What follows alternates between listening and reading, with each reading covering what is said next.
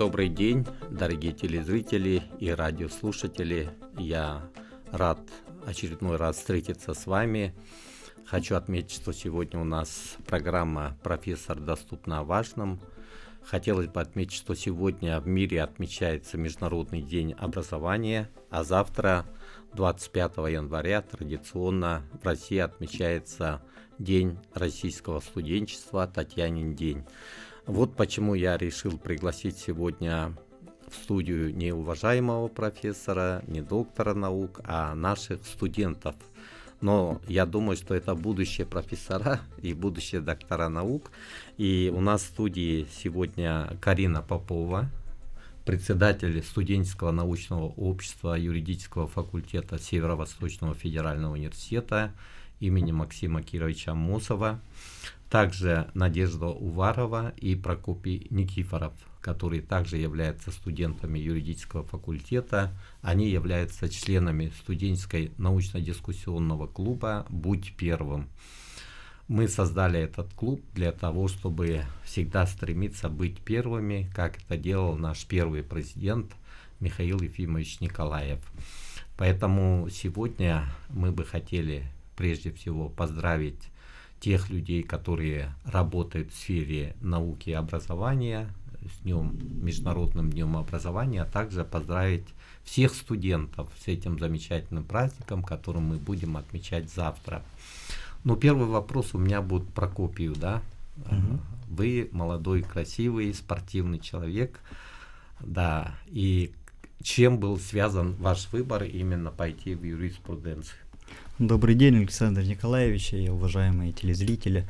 На ваш вопрос, прежде всего, хотел бы ответить с точки зрения того, как этот выбор был сделан в пользу юриспруденции. Да, этот выбор был обоснован еще в 9 классе. Я тогда исходил прежде всего из того, что я лучше всего понимаю. И я тогда хорошо учился по истории и обществознанию.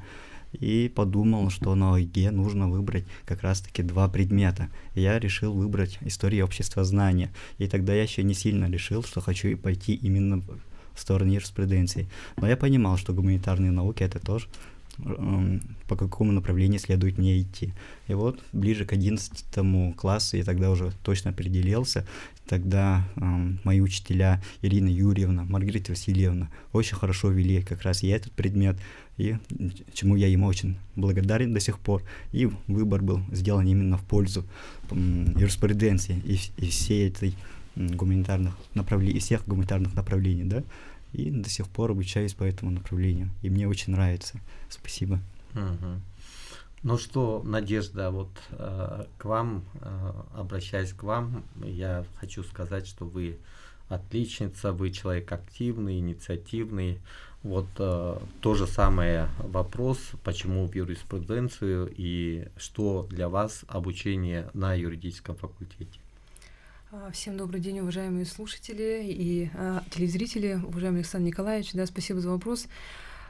Юриспруденция, я выбрала учиться по этому направлению, вот, согласно тоже с Прокопием, да, потому что у меня учеба в школе, она хорошо шла по гуманитарным именно дисциплинам. Это были русский язык, литература, история, обществознание, да. Но я думаю, что каждый школьник, он уже в процессе своего обучения все равно задумывается о своей будущей профессии, будущей специальности. И вот я уже где-то классу, наверное, к 9-10 тоже определилась, но у меня была дилемма вот между юриспруденцией и международными отношениями. Вот. Но я все-таки решила, что юриспруденция является более такой базовой дисциплиной, да, такое фундаментальное образование, я бы сказала. Вот. Поэтому меня очень сильно поддержали мои родители в выборе моей специальности, вот поэтому я пришла к тому, что я буду учиться по юриспруденции, сейчас обучаюсь на 3-м курсе бакалавриата, вот, мне все очень нравится, да, вот таким образом могу сказать. Замечательно. А у Карины как это произошло? Какую школу вы заканчивали? Я окончила 17-ю школу города Якутска. У меня тоже, как у Прокопия, Надежды, всегда была страсть к обществознанию. То есть я побеждала на, допустим, республиканских олимпиадах, у меня были успехи в этом. И я тоже вот задумалась о том, что юрист — это ведь профессия с социальной значимостью, то есть помогать людям решать их вопросы, действительно нести какую-то пользу обществу. Именно это вдохновило меня. Ну и также то, что у юриста широкий спектр компетенций, и это очень востребованная профессия. Вот. И поэтому я выбрала юриспруденцию. Здорово. Ну, Прокопий, вот в период обучения вы начали заниматься некими исследованиями, у вас какие-то предпочтения, какие-то направления в юридической науке стали интересны, вы начали писать статьи, у нас даже есть совместная статья, да, про деятельность конституционных советов в субъектах Российской Федерации. Вот с чем связан вот именно вот эти ваши предпочтения, не только учиться, но и заниматься научно-исследовательской деятельностью? Да, это очень интересный вопрос, да, с точки зрения нашего развития студентов. И когда мы деятельности, мы уже ходим как 5 лет, развиваемся, и на первом курсе нас уже познакомили, что существует юридическая наука, и до этого времени я не мог себе даже предполагать, что имеются такие вот направления деятельности, и, как оказалось, очень даже интересные. И на первом курсе особого значения этому не придавал, потому что были еще такие адаптивные процессы у меня. Я учился говорить на русском языке, учился общаться на русском и правильно, формально общаться с преподавателями. И также еще и на вторых курсах были практики у нас, и в ходе практики мы видели, как все это работает, как законодательство работает, и тогда уже в голове приходят такие мысли, почему такое законодательство было принято у нас, и как оно становилось. И начинает уже мозг искать информацию и натыкается всегда на научную информацию, которая обоснована, теоретически доказанная, на практике применяется. И с тех пор я, наверное, начал изучать прежде всего уголовное право, и писал очень много статей по уголовному праву, читал очень много из научной базы, почему они к этому приходят и так далее. И в целом сейчас я пришел к тому, что написал достаточно много статей именно только по уголовному праву, но к тому же еще и очень много работ было сделано в сторону государственных органов, которые мы с Александром Николаевичем недавно делали статью. И на самом деле все это очень интересно, чтобы повышать уровень нашей теоретической базы. И следует, конечно же, студенты исходить прежде всего из этого, что нужно обучаться, познавать, как это все происходит, работает, и вливаться в это все. Здорово. Надежда, а у вас какие вот предпочтения, вот сколько у вас статей, участия в каких-либо научно-практических конференциях, что у вас в активе? Мой путь в студенческую науку еще начался с первого курса. Вот, когда я только поступила в университет, нам сразу вкладывали мысль о том, что студенческая жизнь, она обязательно должна быть насыщенной, такой активной, да. И вот именно на мое стремление заниматься именно научно-исследовательской деятельностью сильно повлиял наш координатор научно-исследовательской работы студентов на юридическом факультете, это Ефимова Мария Прометеевна. Благодаря ей я узнала, что у нас на факультете вообще возможно заниматься наукой, да, возможно раскрыть свой научный творческий потенциал.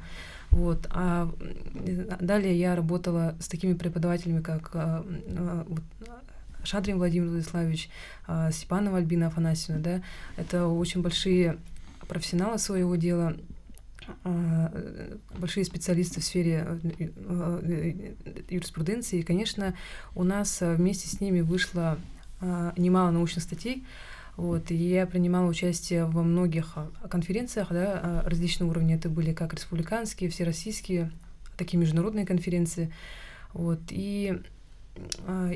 Из наиболее запомнившихся, наверное, конференций для меня это является моя первая конференция «Фёдоровские чтения», которая названа в честь основателя юридического образования в нашей республике Михаила Михайловича Фёдорова, и 2 международные конференции, одна из которых проходила в городе Новосибирске в апреле 2023 года. Я еще тогда обучалась на первом курсе.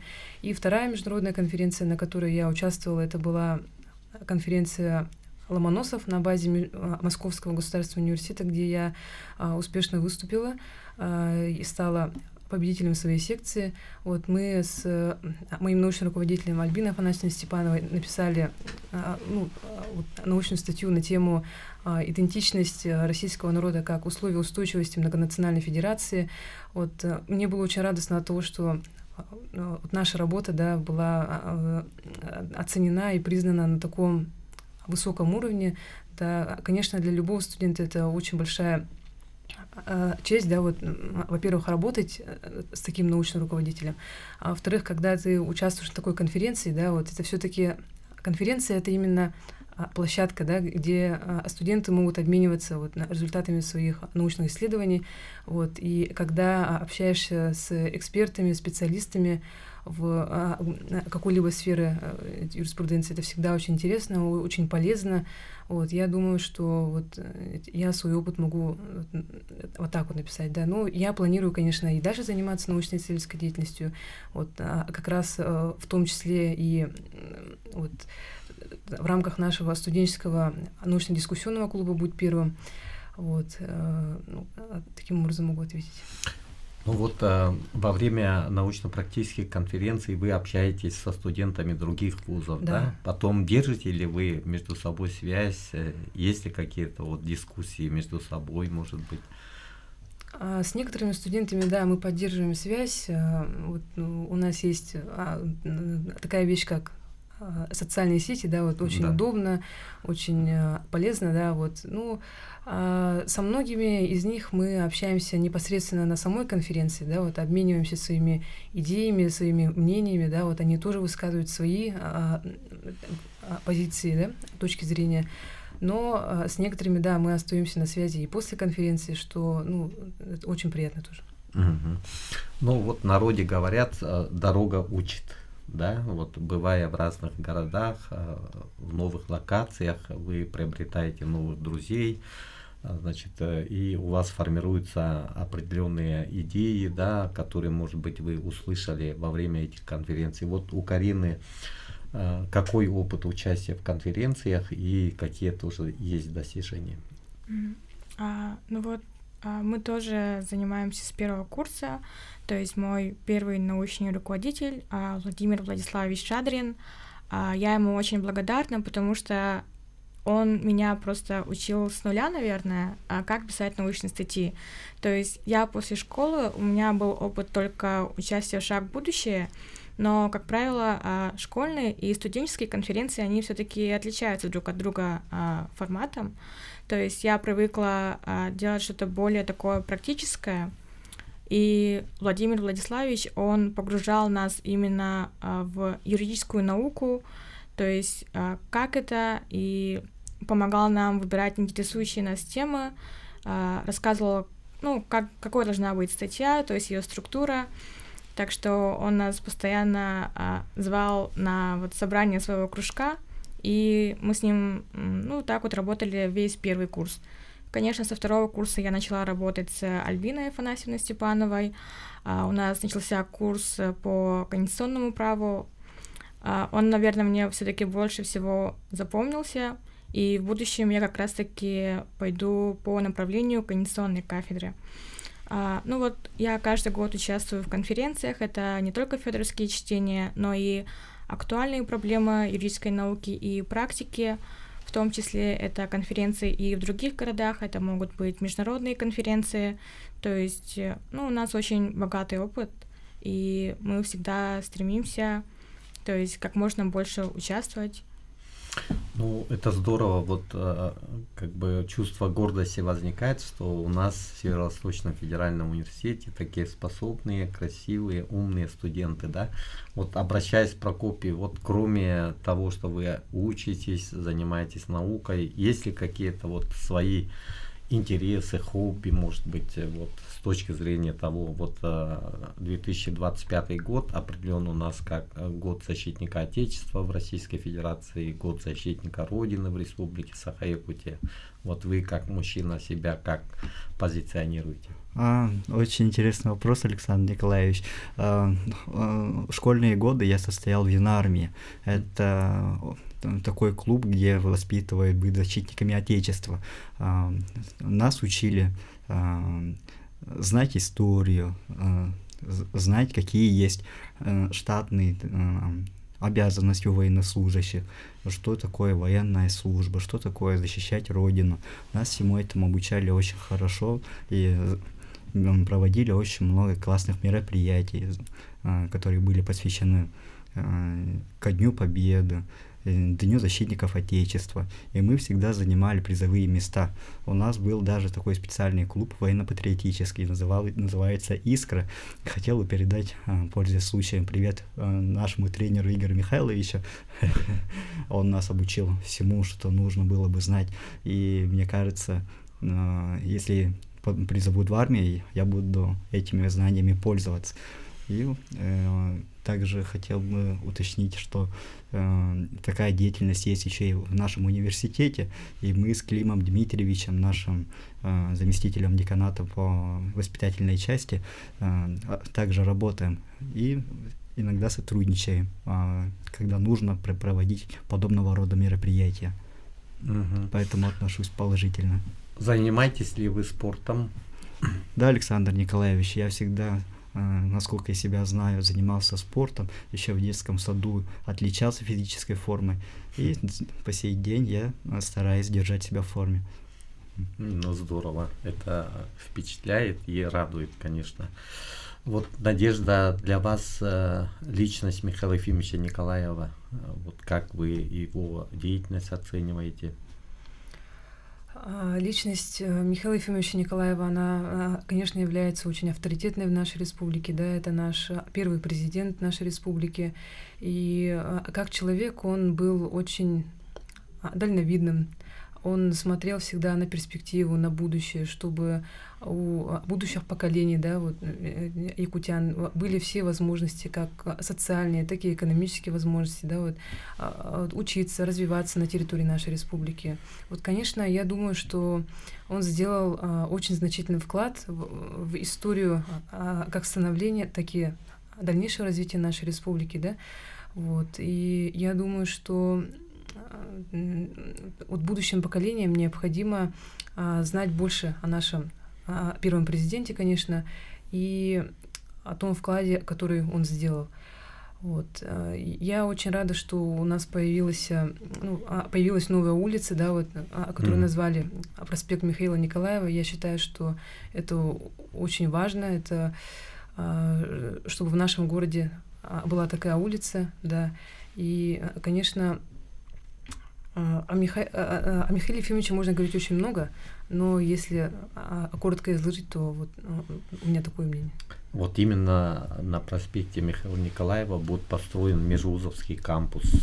Да. Это будет огромный объект. Одно только общежитие будет на более чем на 3000 мест. Да? Будут привлекаться профессора с лучших вузов не только нашей страны, но и зарубежья. И я думаю, что для наших якутских студентов будут созданы очень хорошие условия, где можно будет действительно развиваться, в том числе и студенческой наукой заниматься.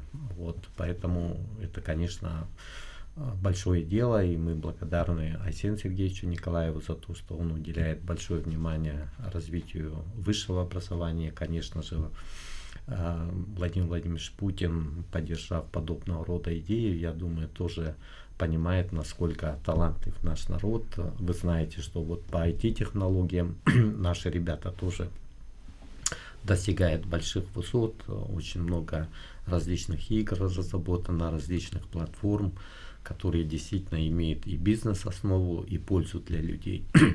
Я бы хотел отметить, что наша передача, она, конечно, вот в ежемесячном режиме идет, и мы всегда благодарны нашим режиссерам. Сегодня нам помогает Мария Новгородова и Николай Слепцов, Айдын. И я думаю, что мы после короткого перерыва вместе с вами продолжим наш разговор. Будьте с нами, не покидайте, потому что студенчество – это самая такая интересная пора, когда человек развивается, находит новых друзей, ну и определяет свои жизненные цели.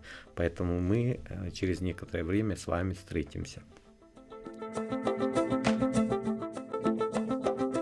Еще раз приветствую уважаемых телезрителей и радиослушателей. У нас сегодня программа «Профессор доступна о важном», но в связи с тем, что завтра мы отмечаем День российского студенчества, мы решили пригласить сюда, в нашу студию, студентов. Но с примечанием, что это будущие доктора наук, будущие профессора. Уже со студенческих лет они активно занимаются наукой. И вот в студии у нас Карина Попова. Она является председателем студенческого научного общества юридического факультета Северо-Восточного федерального университета, а также члены студенческого научно-дискуссионного клуба «Будь первым» Надежда Уварова и Прокопий Никифоров. Вот сейчас вопрос к Карине. Вы возглавляете студенческое научное общество. Какие результаты, удовлетворяют ли они вас и какие у вас планы по линии студенческого научного общества? Конечно, спасибо за вопрос. Ну, я, наверное, немножечко объясню, что студенческое научное общество — это все-таки добровольная общественная организация. Мы объединяем тех студентов, которые интересуются научной, исследовательской и инновационной деятельностью. То есть мы привлекаем их к участию, ну, не только в вузовских, но и в региональных, всероссийских и международных конференциях, мероприятиях, а также сами организовываем эти мероприятия. И, например, за прошлый год мы организовали очень много мероприятий. Традиционно Новый год у нас начинается в январе с республиканской научно-практической конференции школьников «Шаг в будущее». То есть мы собираем целый триумф. В этом году было где-то 1500 заявок, и это все финалисты, то есть уже те, кто прошел на республиканский этап. То есть, а вообще у нас в республике очень много активных школьников и студентов, то есть молодежь действительно занимается наукой. Эта конференция проводится благодаря поддержке первого президента Якутии Михаила Николаева, так как именно при нем была организована эта конференция. Весна у нас начинается с мартовской конференции нашего факультета «Актуальные вопросы юридической практики». То есть и на этой конференции больше всего участвуют именно первокурсники. Это очень хорошо, потому что на нашем факультете мы прививаем страсть к науке именно с первого курса. Вовлекаете в процесс. Также у нас проводится очень много юридических олимпиад, в том числе в апреле. С прошлого года мы с нашими постоянными партнерами iTech-Info провели нашу первую такую юридическую олимпиаду и думаем, что в этом году также проведем, и она станет нашей, такой традиционной, можно сказать. Также в мае к юбилейной дате парламента мы провели дистанционный конкурс научных студенческих работ, посвященных 30-летию ИЛТУМЕН. Да. То есть мы затронули такие вопросы, как парламент, статус народного депутата и парламентский контроль. И, это была информация по первому семестру. Далее понятно, что сессия, каникулы. Что касается нового учебного года, сентябрь у нас начинается с фестиваля «Наука 0+», тоже каждый год проводим. Это огромный фестиваль, там и школьники, и студенты. В этом году мы получили такой статус центральной региональной площадки. Такой же статус присвоен также городу Сочи и Новосибирск. То есть мы можем гордиться. Да. Топ-3. Да. В ноябре мы провели нашу ежегодную школу СНО в село Чапаево на базе Малой академии наук. Мы этой школой очень гордимся. Это был наш 3-й год. В чем суть этой школы? Мы обычно привлекаем, опять же, первокурсников. В ноябре они уже как бы вовлечены в науку, они уже понимают, что это значит, и поэтому уже как-то более осознанно можем подходить к научным исследованиям. Мы проводим эту школу в течение 3 дней, и все эти 3 дня у нас активно проводятся какие-то интенсивы, лекции от преподавателей, как писать научные статьи, как выступать, как красиво сделать презентацию. Вот. И также в ноябре после школы СНО у нас следует первое собрание нашего студенческого научно-дискуссионного клуба «Будь первым». Темой нашей встречи была личность первого президента Михаила Ефимовича Николаева, и действительно мы подчеркнули его вклад в науку, то, что вот благодаря нему у нас есть «Шаг в будущее», Ленский край, Малая академия наук, и также ежегодная премия «Знанием победишь». То есть, дальше у нас декабрь. В декабре мы провели нашу традиционную всероссийскую конференцию «Фёдоровские чтения». Она уже 2-й год носит статус всероссийской, и в этом году она была даже с международным участием. Конференция посвящена памяти Михаила Михайловича Фёдорова, доктора юридических наук и также первого юриста республики. И следом за конференцией идет 2-я встреча СНДК «Будь первым», и темой которой как раз был Михаил Михайлович Фёдоров. Здорово. Вот вовлеченность студентов в науку — это необходимость с точки зрения того, чтобы каждый человек мог бы себя попробовать, да. Возможно, бывают скрытые таланты, да. Возможно, мы должны больше рассказывать вот о таких личностях, как Михаил Ефимович Николаев, как Михаил Михайлович Фёдоров. Вот Михаил Михайлович Фёдоров основал высшее юридическое образование на нулевой базе. Вообще ничего не было. На базе историко-филологического факультета, причем по заочной форме обучения, начиная с 1982 года. И в последующем, я, начиная с 1994 года, был назначен заведующим кафедрой юриспруденции. Тогда была у нас единственная кафедра. И мы вместе с Михаилом Михайловичем Фёдоровым и Ольгой Дмитриевной Максимовой разработали концепцию развития юридического образования в Республике Саха-Якутия, которая была утверждена на заседании ученого совета тогда Якутского государственного университета во главе с Филипповым Василием Васильевичем. И благодаря реализации данной концепции у нас в 2000 году уже появился самостоятельный факультет юридический, уже со множеством различных кафедр. И первым деканом у нас была избрана Альбина Афанасьевна Степанова. Последующим деканом работал Петр Васильевич Гоголев, достаточно длительное время, и сегодня у нас Рома Румович Ушницкий, и очень замечательно то, что в этом году мы будем отмечать уже юбилейную дату 25-летия юридического факультета. Вот сейчас мне бы хотелось задать вопрос Прокопию, вот вы выступили с замечательным докладом про личность Михаила Михайловича Фёдорова, раскрыли его различные грани, начиная с семьи, заканчивая тем, что он как прокурор добился целевых мест для направления якутян в лучшие юридические вузы страны, такие как Харьковский юридический институт в то время гремел, и Свердловский юридический институт. Я бы хотел попросить Прокопия рассказать о вашем отношении к личности Михаила Михайловича Фёдорова и о планах студентов. Пожалуйста. Да, благодарю, Александр Николаевич. Прежде всего хотел бы сказать, что Михаил Михайлович Фёдоров — это уникальный человек, и его уникальная история.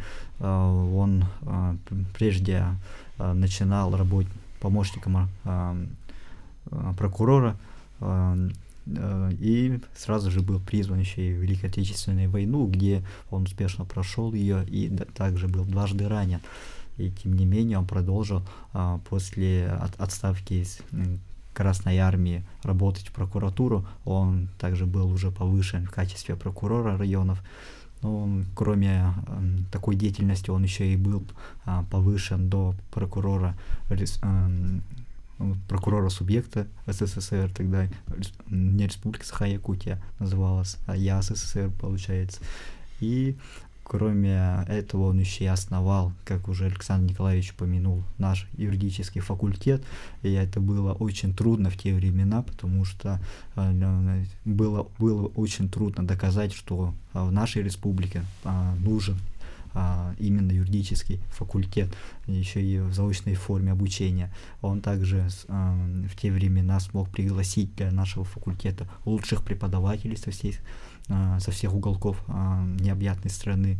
И это дало свои плоды, конечно же. Он смог воспитать очень хороших юристов того времени, и эти юристы смогли еще и в 90-е годы отличиться, потому что тогда перед нашим государством и республикой стояли архиважные задачи, которые были блестяще исполнены нашими юристами. Они сделали все как нужно, то есть благодаря им мы смогли обрести на республиканском уровне и Конституцию, и также первые, точнее сказать, все субъекты Российской Федерации тогда уже равнялись на нашу республику, смотрели, как мы создаем нормативную базу и так далее.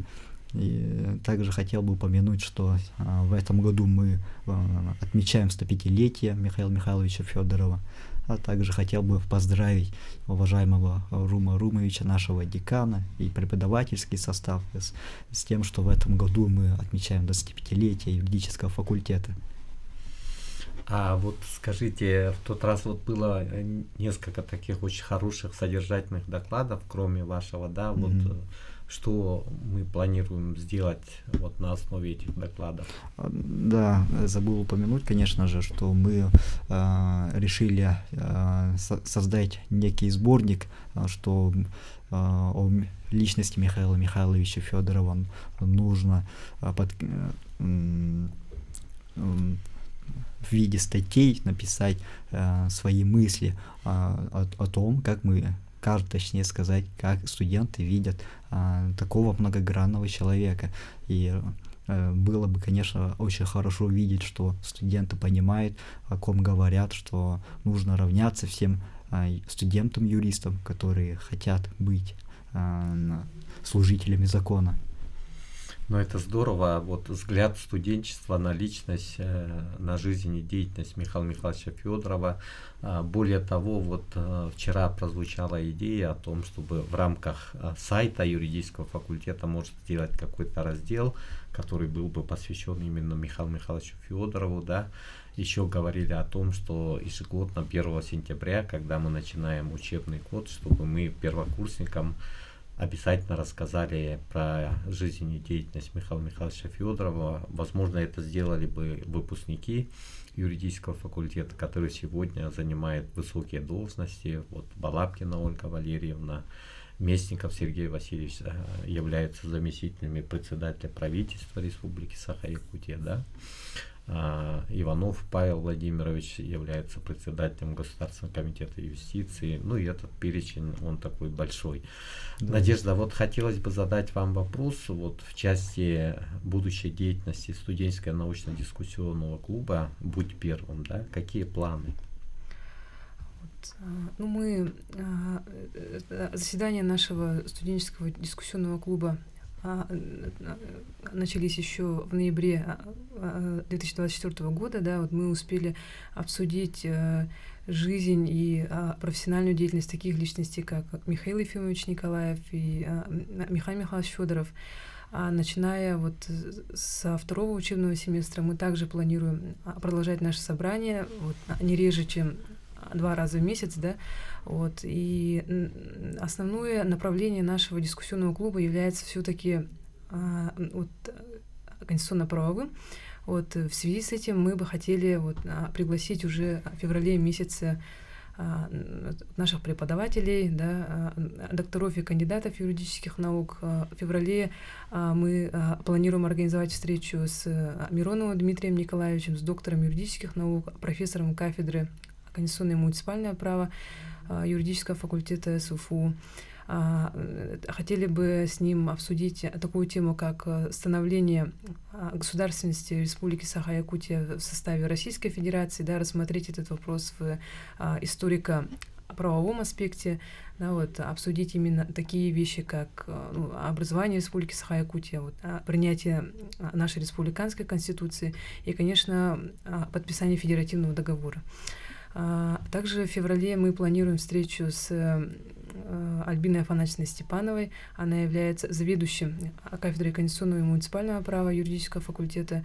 С ней мы бы хотели обсудить такой вопрос, как актуальные вопросы и перспективы, и перспективы развития современного российского федерализма. Да? Вот, это очень такой интересный круг вопросов можно затронуть в рамках данной темы, да? Вот, в том числе и такие актуальные тенденции развития нашего современного федерализма. Далее в марте мы планируем провести встречу с нашим деканом Ушницким Румом Румовичем и заведующим кафедрой теории и истории государства и права Александром Венесоновичем Маякуновым. И эту встречу мы планируем организовать более, чтобы она была направлена на первокурсников, и хотели бы предложить им такую тему, как право, как социальный регулятор общественных отношений, да, чтобы первокурсникам, у них сформировалось представление о том, что такое право, что такое правовое государство и почему право является основным регулятором общественных отношений, да, все-таки. Вот. И в апреле месяце у нас очень насыщенный месяц. Это и 25-летие нашего факультета, и День Республики Саха-Якутия. Вот в связи с этим мы бы хотели пригласить на собрание нашего СНДК Петра Васильевича Гоголева, председателя Конституционного совета Республики Саха-Якутия, доктора юридических наук, профессора кафедры конституционное и муниципальное право, и обсудить с ним такой вопрос, как становление якутского парламентаризма, тоже обсудить и устроить дискуссию на тему положения якутского парламента в механизме государственной власти Республики Саха-Якутия, поговорить с ним о нормотворческом процессе в нашей республике, о развитии регионального законодательства, и провести встречу также с Игорем Игнатьевичем Николаевым, да, который был ранее судьей Конституционного суда Республики Саха-Якутия, и обсудить с ним такой вопрос, как государственная служба юриста, узнать об основных принципах, о требованиях на поступление на государственную гражданскую службу и остальные вопросы. Замечательно, хорошие планы. Ну что, ребята, я еще раз хочу вас поздравить с наступающим Днем Российского студенчества, поблагодарить наших телезрителей и радиослушателей. С вами был Кимкин Александр Николаевич, доктор юридических наук, профессор кафедры конституционного права Северо-Восточного федерального университета. До свидания, до новых встреч.